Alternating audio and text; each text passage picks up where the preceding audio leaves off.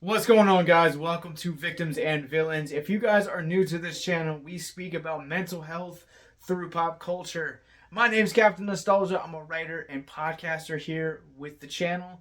And if you guys would like more information about what we do, links to our social medias, and more information about our film festival, including how to submit your films and this year's sponsors, all of that are going to be in the show notes below. Tonight I had the privilege of actually going to their third one, and I'm really excited to talk about this film. This movie had me most intrigued when you're looking at the scope of films to be released this year, and I am so excited to be talking about Missing. If you guys don't know what Missing is actually the spiritual sequel to 2018's Searching with John Chow. If you guys have never seen that movie, I highly recommend it because you need to have some sense of information about that movie for some of the parts of this movie to make sense. And just to kind of give a recap, Searching basically tells the story of Cho's character searching for his daughter through her laptop and contacts.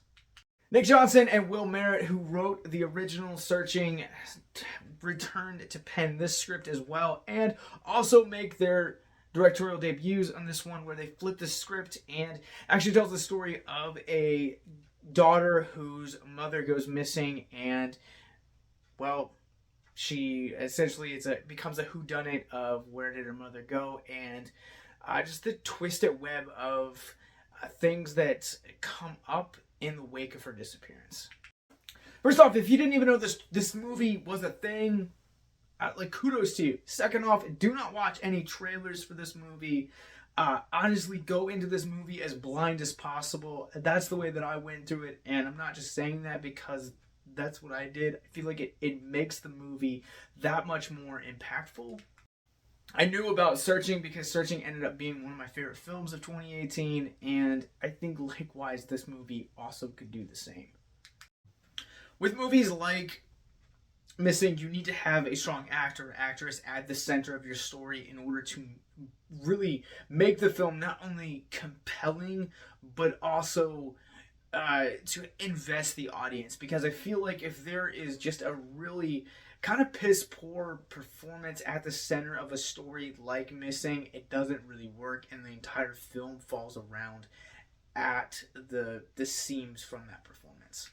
Luckily, in this case, Storm Reid is our main protagonist. She plays June in this movie, and she does an incredible job. I still go to bat and say that Searching is probably one of John Cho's best performances he's ever given to date, at least in a dramatic sense. I can't take Harold and Kumar away from him, but in this sense, I also think that Storm Reid, this is kind of the first time that I've ever actually seen her kind of step out of the shadow of kind of playing a secondary or tertiary character, and she really proves that she has the chops to kind of carry a movie and carry it very well. I think with this movie, Storm Reid is now kind of placed on my actors and actresses to watch list. Really does feel like she goes above and beyond for this film, and you really do kind of just get sucked in, and it almost kind of feels like she really transforms. And I feel like a performance like this is needed for a movie, but it also really captures the range of the young actress. Nia Long plays Grace Allen, who is June's missing mother in this movie, and given how much this movie belongs to Reid, Long doesn't really have much of a screen time in this, and so she really does make it a lasting impact for the short time that she is on the screen. Megan Surrey plays a secondary character in this, the main character of Vienna, and I liked the chemistry and the little bit of kind of just normal teenage angst you kind of get to see Reid and Surrey go on at the beginning of the film. And honestly, across the board, every performance in this movie is just perpetually pushing the story forward and the bounds of what uh, is capable, because this entire, almost the cast feels like it's transformative with Reid, and I feel like that really uh, brings and grounds this movie into a really haunting reality.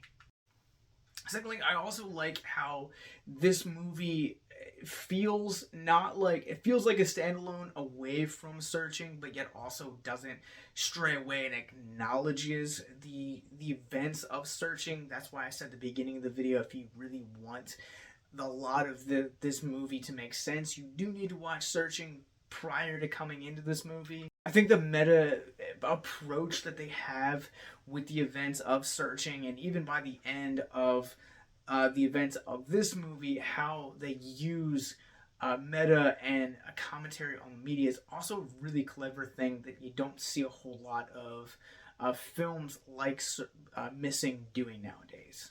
We're now in this like era of mystery movies, thanks to movies like the Scream franchise being revolutionized with Radio Silence coming in, taking over for Wes Craven, Rian Johnson coming in and doing the Glass Onion and Knives Out movies, and I feel like we're just kind of at this like epicenter of just great storytelling with mysteries that are just constantly provoking and their audience and just being spectacular.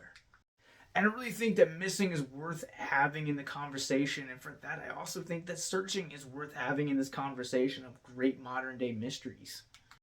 And the thing that I really appreciated about this movie is the fact that I constantly was taking on just a crazy ride throughout the almost 2 hours that this movie goes on for. I constantly didn't know what was going to happen next. And every time I thought I knew where the story was going, there was another twist that I just didn't see coming. And I think the twists and turns that the writer and directors allow to take place with these characters, not only, like I said, really ground the movie spectacularly, but also allows for the third act to be that much more impactful and really makes the film kind of come out on the other side to be an exceptional piece of art that speaks volumes on the subjects it's speaking about. Of course, I'm not going to spoil anything. I think the social commentaries, this movie hits on quite a lot of social commentaries, and I feel like having a character like Reid at the center of those allows that social commentary to be impactful and really create a conversation past the credits. I feel like I could honestly go on and keep talking about what makes this movie great, but I'm going to let my score stand the way it is. We're going to talk about mental health, and then you can decide for yourself when the movie opens up on January 20th across the screens in the United States. I'm way too excited to be talking about this movie, so you know it's going to land high.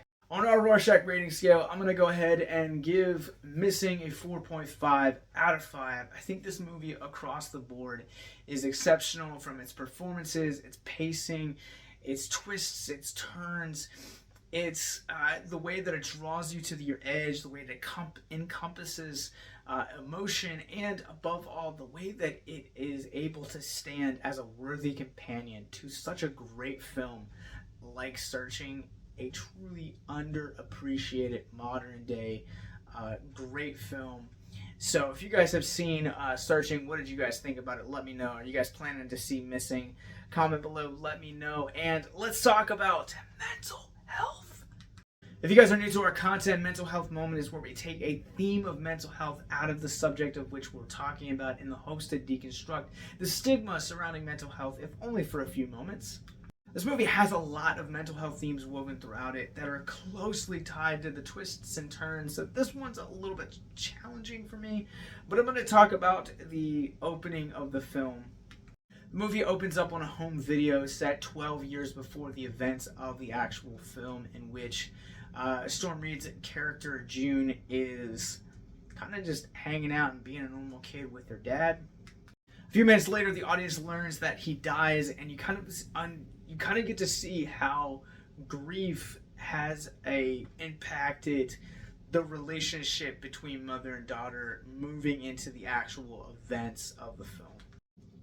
you could really learn how the relationship between Long and Reid has been strained because of this death. And I honestly feel like that's an honest depiction. We've talked a lot about on the various podcasts within the network. We've talked about it on this channel several times about how grief manifests itself into multiple different formats and outlets, and there's not one right or wrong way to grieve. There has to come a point in the grieving process, though, where you do open up and you do start to talk about it, because eventually, as we see in the movie, it really does impact the relationships that are also affected by the loss of said individual. And silence is a great divider of that, and I think that this film depicts that very well. And it is very evident for these characters that this death has caused a great division and great divide between mother and daughter. When I was growing up, I lost my grandmother at probably when I was like 10 or 11, and I was very close. I was extremely close to her, and the weight of anger and confusion and even some guilt that existed in the wake of grief of her loss definitely impacted relationships that I held close as at that time in my life. That grief sacrificed people that I cared very deeply about, and to this day I sometimes still wonder what life would be like if I was still like in touch with them. But alas, it is a learning curve, and you learn to grow. And that's kind of some of the journey that Reid's character goes on in this movie, is learning to really let the past be the past and grow and be a person that is going to be present and person that is going to be open and honest about what they're feeling. Because sometimes the stigma surrounding things like grief also impact it. Like silence is a can almost be like salt in a wound.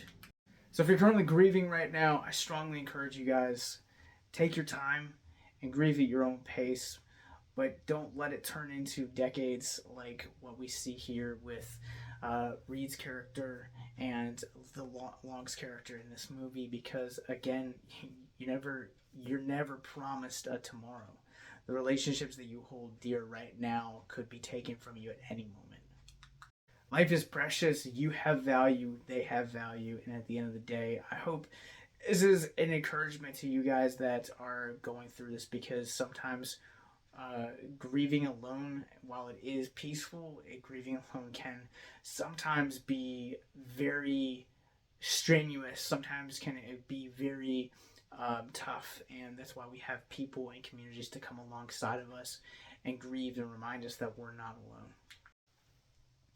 I want to actually share a link. Not only if you or someone you know is struggling with suicide addiction, self-harm, depression, or anything that I've talked about in this video, you guys can click the links in the descriptions below to check out our mental health resource library. A couple of years ago, we had the chance to sit down with a very close friend of mine, and he shared his journey of losing his parents actually in a suicide pact, and how the process of communities like a grief share program really helped him kind of grow past that, and how it impacted his mental health. And so I really strongly suggest that episode, and so I'm going to leave a link in the descriptions below for you guys to check out. But that's going to do it for us talking about missing. Again, I really wish I could talk more about this, but again, I don't want to ruin the mystery and the twists and turns. Most importantly, make sure you guys click the links below and hit the subscribe button, and make sure that you guys check out Missing when it comes out in theaters January 20th, 2023. Have a good night, guys.